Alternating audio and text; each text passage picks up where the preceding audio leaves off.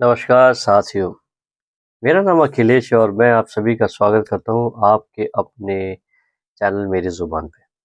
बहुत दिन हो गए थे, मैंने भी सोच रहा था क्योंकि मैं बेसिकली बहुत सारे कमेंट्स जो आते हैं मैं आपसे आपके कमेंट्स को पढ़ता हूँ, उसमें से एक कमेंट जो था वो मेरे दिल को बहुत छू गया।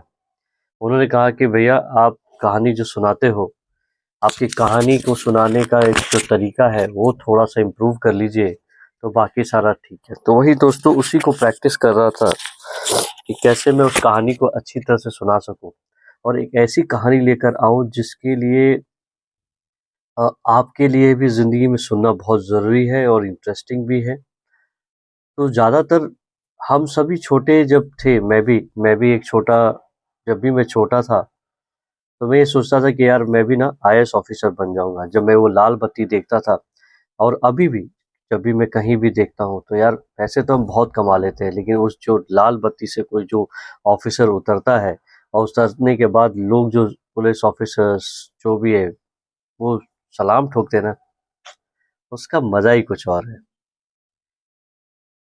जहां तक मैं समझता हूँ मेरे लिए जिंदगी में ये था कि एक ऑफिसर बन जाऊं, एक कलेक्टर बन जाऊं, उससे बड़ी कोई बात नहीं।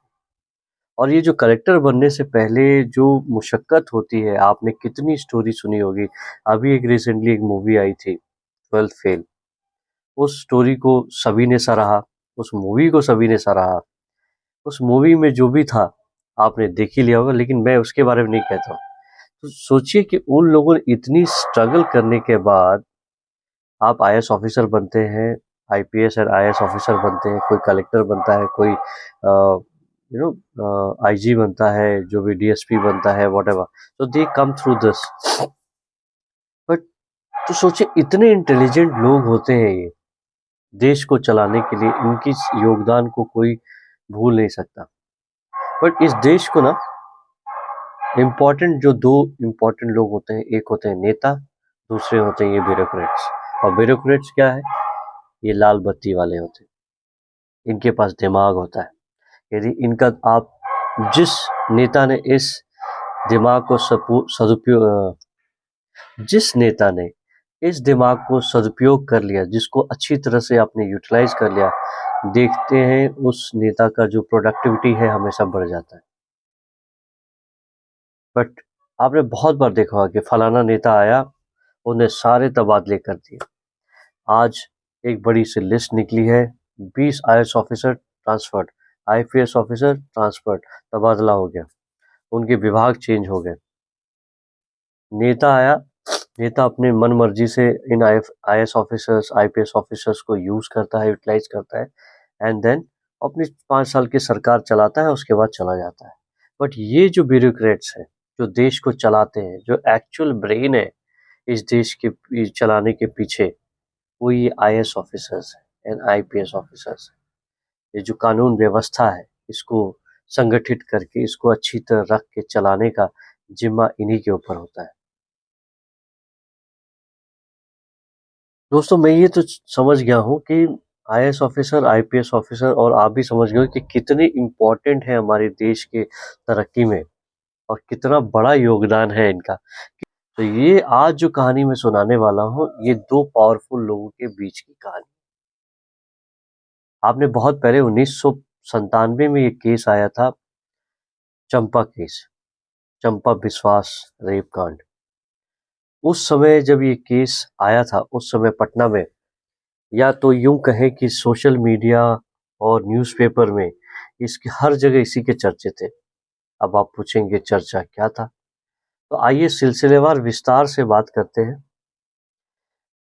1900 ये कहानी है एक आईएएस ऑफिसर वीवी विश्वास और उनकी पत्नी चंपा विश्वास की। 1990 19 जुलाई 1990 में चंपा विश्वास और बीबी विश्वास की शादी हो जाती है। और ये आईएएस ऑफिसर तो थे ही और बड़े ईमानदार ऑफिसर थे। अभी तो जानते हैं कि आईएएस ऑफिसर घूमते रहते हैं, इस स्टेट से उस स्टेट, उस स्टेट से दूसरे स्टेट से तीसरे स्टेट, बिकॉज ये सेंट्रल गवर्नमेंट के अंडर आते हैं, तो इनका अक्सर तबादला होता रहता है। यही बात है कि 2 नवंबर 1995 में मिस्टर बीवी विश्वास को मिला पटना का कैडर, बिहार में पोस्टिंग हुई, पटना बाली रोड में आए, वहाँ के एक बंगलों में स्थित था, बंगलों में गए, वहाँ अपना पूरा सामान वामान सजाया। उन्हीं के बगल में समाज कल्याण, और इनकी जो पोस्टिंग थी ना, वो थी समाज कल्याण बोर्ड में, ये सेक्रेटरी थे। और उसी सेक्रेटरी के जो चेयरमैन थी उस समय की, जो विधायक थी, वो हेमलता यादव थी। हेमलता यादव का घर और बीवी विश्वास का घर दोनों पास पास था।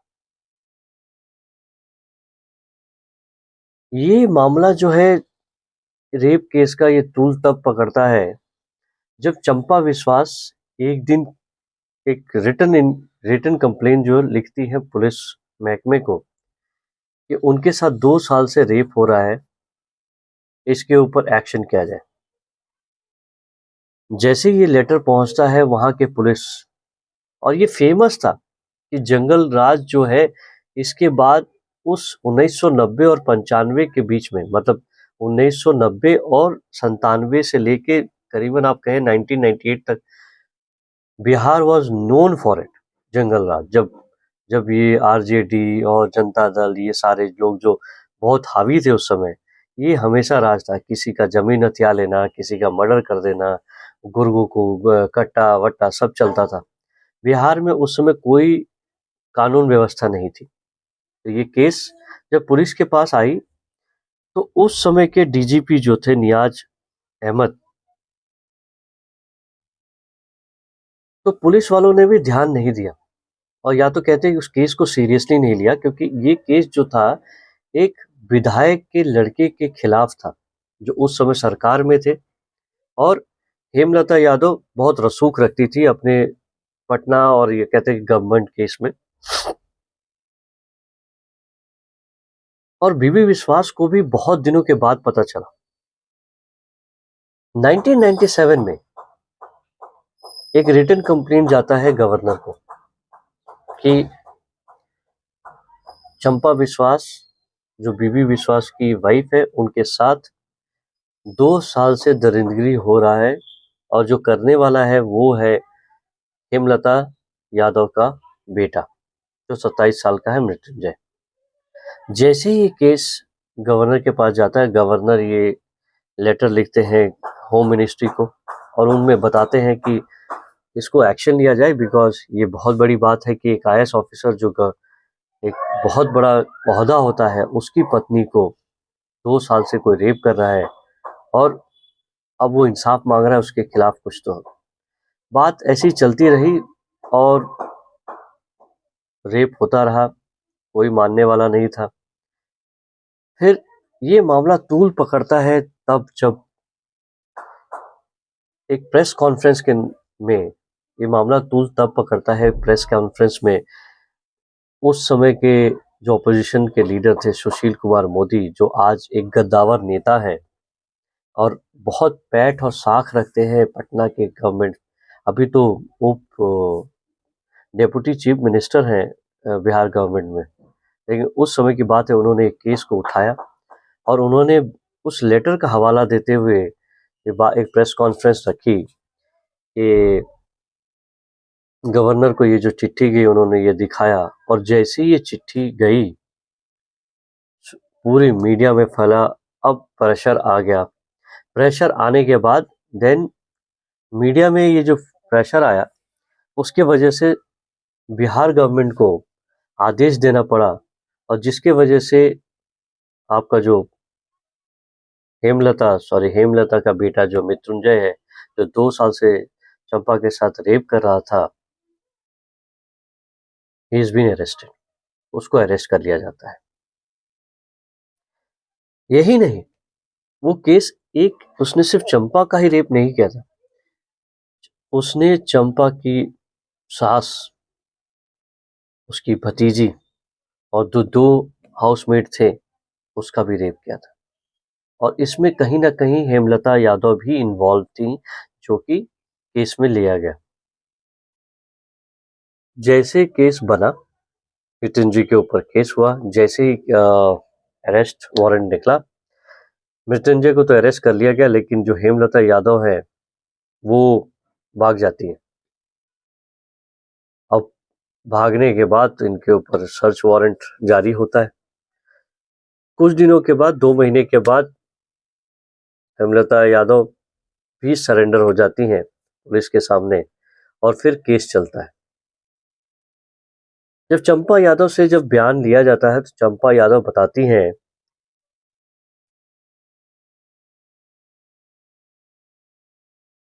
इनके साथ जो रेप हो रहा था 1995 से हो रहा था। करीबन 2 साल से ये रेप कर रहा था। उन्होंने बताया कि एक दिन की बात है जब मिस्टर बीबी विश्वास और घर पे कोई नहीं था। हेमलता यादव अपने कमरे में, अपने बंगले में थी, और शायद उनके घर में कोई वर्कर नहीं आया था या हाउसमेट नहीं आई थी, तो उन्होंने ये समन भिजवाया, किसी को भेज के बुलवाया इनको। जबकि चंपा विश्वास ने अपने अपने बयान में बताया है कि 1995 का एक दिन था जिस दिन बीवी विश्वास और घर पे कोई नहीं था। हेमलता यादव ने किसी को बोल के चंपा यादव को बुलवाया, कहा कि आज हमारे घर पे कोई है नहीं तो थोड़ी सी मदद कर दो। जैसे ही चंपा यादव जाती हैं घर में, वो चौंक जाती हैं कि घर में जो हॉल होता है उसमें हेमलता यादव बैठी हुई हैं, साथ में कुछ पॉलिटिकल लीडर भी बैठे हैं। और जैसे ही वो घुसती हैं उसके बाद सारे लोग उसके हाथ पकड़ लेते हैं, और हाथ पकड़ते ही उसके एक कमरा होता है घर के अंदर, उस कमरे के अंदर धकेल देते हैं और दरवाजा बंद कर देते हैं बाहर से। जैसे ही वो घर के अंदर जाती है, रूम में देखती है कि एक लड़का बैठा हुआ है जिसका नाम मृत्युंजय है, और मृत्युंजय, और ये कोशिश करती हैं, घबरा जाती है जैसे देखती हैं कोई दूसरा आदमी बैठा हुआ है और क्या इंटेंशन है, क्योंकि जब हाथ वाथ पकड़ लिया इसका मतलब क्या, इंटेंशंस वर नॉट राइट, कुछ अच्छा नहीं होने वाला था उसके साथ। उन्होंने चीखना चिल्लाना सब कुछ किया, जो वो कर सकती थी उसने सब कुछ किया, लेकिन कोई मदद को नहीं आया। हेमलता यादव बाहर बैठी सब कुछ तमाशा देख रही थी। यहाँ मृत्युंजय जो था, चंपा विश्वास के साथ हर वो संभव प्रयास कर सकता था उसने किया, जो कृत्य कर सकता था उसने किया। उसने कंटिन्यूसली उस दिन 3 से 4 बार उसका रेप किया। जैसे ही वो उसका मन भर गया, उसने छोड़ दिया, चंपा विश्वास दरवाजा खोलती है और दर्द में कराहते हुए, रोते हुए बाहर आती है, और थोड़ी देर के लिए आंगन में खड़ी होती हैं। उस समय हेमलता यादव कहती है कि तुमने इस बारे में कुछ भी बोला तो तुम्हें और तुम्हारे परिवार को सबको खत्म कर दिया जाएगा। और ये, इस बात को सोचिए, ये एग्जाम्पल है कि बिहार में किस तरह का जंगल राज चल रहा था, और नेताओं का तो बोलबाला था उस समय। चंपा विश्वास जब सुनती हैं तो परिवार के डर से, परिवार को कुछ हो ना जाए, और वो बहुत खतरनाक लोग थे, जो आदमी जो इतने चौड़ में किसी महिला का रेप कर सकता है तो वो कुछ भी करवा सकता है।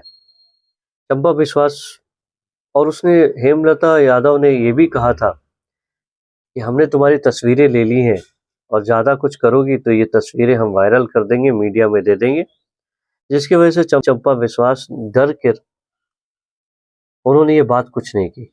और ये जो कुछ नहीं बोला, किसी को इन्फॉर्म नहीं किया, ना अपने पति को इन्फॉर्म किया, जिसकी वजह से वो चुप्पी साधने के वजह से मृत्युंजय जो है, जब एका यदा कदा जब भी उसे मौका मिलता, जब भी उसे समझ में आता, कभी भी आता, और वो चंपा विश्वास के साथ रेप करता था अपनी मन मर्जी से। और अब तो उसकी जो हिम्मत थी इतनी बढ़ गई थी कि अब यदा कदा जब भी आता, साथ में कैमरा ले लेता और उसके बाद फोटो खींचता। और अब जो था, ये सोर्स जो था फोटो वाला, फोटो सोर्स की वजह से वो हमेशा उसे ब्लैकमेल करता था। ये सिलसिला चलता रहा। उसके बाद एक दिन उसके घर में, बीवी विश्वास के घर में उनकी माँ आई, तो मृत्युंजय घर में घुसता है। मृत्युंजय जब बदतमीजी करता है उनके साथ, तो मृत्युंजय उनकी माँ के साथ बदतमीजी करता है और भला बुरा कहता है। और उस दिन वो उसकी भतीजी के साथ रेप करता है। उस दिन चंपा विश्वास के साथ नहीं, उसके भतीजी के साथ रेप करता है। आप सोचिए उस समय के नेता कितनी हिम्मत, इनके औलाद को हिम्मत कितनी थी कि पहले तुम चंपा विश्वास का रेप करते हो, उसके बाद तुम उसकी भतीजी का रेप करते हो।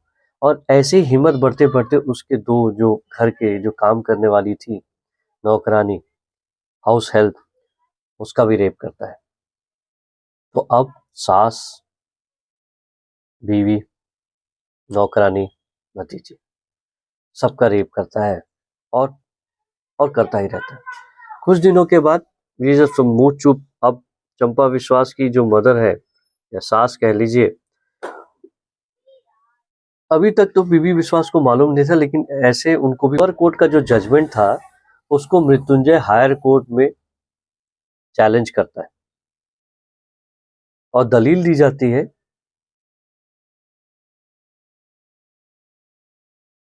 लोअर कोर्ट का जो लोअर कोर्ट ने जो उसे 10 साल की सजा सुनाई थी, उसको हायर कोर्ट में मृत्युंजय ने मृत्युंजय ने जो 10 साल की सजा उसे सुनाई गई थी लोअर कोर्ट के द्वारा, उसको वो चैलेंज करता है हायर कोर्ट में। लोअर कोर्ट की सजा को मृत्युंजय हायर कोर्ट में चैलेंज करता है और हायर कोर्ट जो है, जो फैसला था लोअर कोर्ट का, उसे बदल देता है। और बदलने के बाद जो दलील दी जाती है, जो वकील है वो कहते हैं ये मुझे लगता है कुछ कॉन्स्पिरेसी है। वहां बयान, तर्क वितर्क जो होता है, चंपा विश्वास इतने दिनों से खामोश क्यों थी? जब वो आईएएस ऑफिसर की बीवी है, ये 2 साल तक इनके साथ रेप होता रहा, इन्होंने एबॉर्शन भी कराया, तो एबॉर्शन क्यों कराया? जरूर दाल में कुछ काला था। यहाँ तक कि ये भी केस आया था कि मृत्युंजय को प्यार हो चुका था और हेमलता यादव एक दिन उनके घर गई थी और घर जाके कहती थी कि तुम मेरा मेरा बेटा तुमसे प्यार करता है और वो शादी करना चाहे, तुम शादी कर लो, तुम्हारा पति बूढ़ा हो चुका है, मेरा बेटा स्मार्ट और जवान है, तुम्हें खुश रखेगा, और मैं अभी चेयरमैन हूँ और तुम्हें भी कहीं ना कहीं लगा दूंगी, फिर तुम जिंदगी आराम से काटना। जिसको चंपा विश्वास ने ठुकरा दिया। अब ये सारी जो कड़ियां मिलाई थी, हेमलता यादव के जो वकील थे उन्होंने कहा ये एक कॉन्स्पिरेसी थी। जब शादी से, और उल्टा वो जो केस था उसके ऊपर उल्टा बना दिया, ये सारा जो स्टोरी था उसको उल्टा, अब चंपा विश्वास को कल्प्रिट बना दिया गया कि ये जो केस जो है झूठा है। हेमलता, सॉरी, चंपा विश्वास को मृत्युंजय से प्यार हो गया था, मृत्युंजय से दबाव डाल रही थी शादी करने की, और वो एक्सपोज करने की बात कह रही थी, दबाव डाल रही थी कि वो शादी कर ले। लेकिन जब ये नहीं माना तो ये सारा चामा तामा झामा सब जो है ये पहनाया गया, और तो ये केस सरासर झूठा है। जब ये केस का जो वर्डिक्ट आया, आज मृत्युंजय बाहर है बेल के ऊपर। कुछ दिनों के बाद थक हार के इन्होंने अपना तबादला करवा लिया, नौकरी करनी थी। जब कुछ भी इंसाफ कहीं से ना मिला इस देश में, कभी कभी हमको ये सोचने पे मजबूर कर देता है कि क्या वाकई हम हिंदुस्तान में हैं, क्या है वाकई हम डेमोक्रेटिक हैं। जब एक आईएएस ऑफिसर की पत्नी के साथ ऐसा हो सकता है, तो हम जैसे लोगों के साथ क्या क्या हो सकता था, उस समय आप सोच के भी हमें डर लगता है। उसके बाद इन्होंने अपना वेरियस तबादला करवाया, क्योंकि अब तो ये थक हार चुके थे कि इंसाफ तो मिलना है नहीं, तो इन्होंने आगे चैलेंज करना मुनासिब नहीं समझा। भला इसी में सोची कि दिल्ली गए, दिल्ली से फिर झारखंड गए, झारखंड कैडर में और झारखंड में कुछ समय काम किया, उसके बाद उनकी मृत्यु हो गई। और आज चंपा विश्वास जो है बंगाल में किसी गुमनामी में खो गई हैं, उनको वो कहाँ है, क्या कर रही हैं, इसे कोई नहीं जानता। दोस्तों, मेरा जो कहानी सुनाने का जो मतलब था, या जो भी कहें, मेरा जो इंटेंशन था, ये किसी को आहत पहुंचाना नहीं था, बट मैं आप लोगों को आईना दिखाना चाहता था कि हमारे देश में कानून व्यवस्था पहले कैसी थी। आज हम कहते हैं कि आज बहुत अच्छे हैं, उस समय तो सोशल मीडिया था ही नहीं। अभी आज कुछ भी उठाते हो तो फटाक से आपको सोशल मीडिया पे वायरल हो जाता है, बट उस समय जो था, इट वॉज वेरी बैड। मतलब ये कहानी मैं भी जब पढ़ रहा था या सुन रहा था, तो मुझे इतना बुरा लगा कि एक आईएएस ऑफिसर को हम इंसाफ नहीं दिला पाए, तो हम किस देश में रहते। तो आशा करता हूँ दोस्तों कि मेरी ये कहानी आपको पसंद आई होगी। यदि पसंद आई है तो do like, share and subscribe. और मैं धन्यवाद उनको कहता हूँ जिन्होंने अपना समय निकाल कर मेरे लिए वो कमेंट दिया कि मैं कैसा बोल रहा हूँ। तो दोस्त, मैं हमेशा प्रैक्टिस करूँगा। आने वाले दिनों में ऐसा भी हो सकता है कि आपको ये समझ में आए कि मैंने कितनी इम्प्रूव की है। तो मैं डेली अपने आप को इम्प्रोवाइज़ करता हूँ, अपने आप को इम्प्रूव करता हूँ, और देखते हैं कब तक आपका साथ रहता है, कब तक मेरी रुचि बनी रहती है, ताकि आपको मैं एंटरटेन करता रहूं। और एंटरटेनमेंट तो नहीं कह सकते दोस्तों, ये कहानी जो है, कहानी मूल्यों की है, कहानी सच्ची की है, सच्ची घटना है, तो इसमें कुछ ना कुछ सीख तो लेती। और इस कहानी का जो सीख था, यदि चंपा विश्वास पहले ही बोल देती, पहले ही एक्शन ले लेती, तो उनके साथ 2 साल उनको ये यातना झेलनी ना पड़ती। हो सकता था कि ट्रांसफर हो जाते ये, और उसी समय एक्शन ले लिया जाता, तो ये जो मृत्युंजय है, इसकी इतनी बड़ी हिम्मत नहीं बढ़ती। कम से कम चंपा विश्वास के बाद जो बाकी लोग थे, उसकी जिंदगी खराब नहीं होती।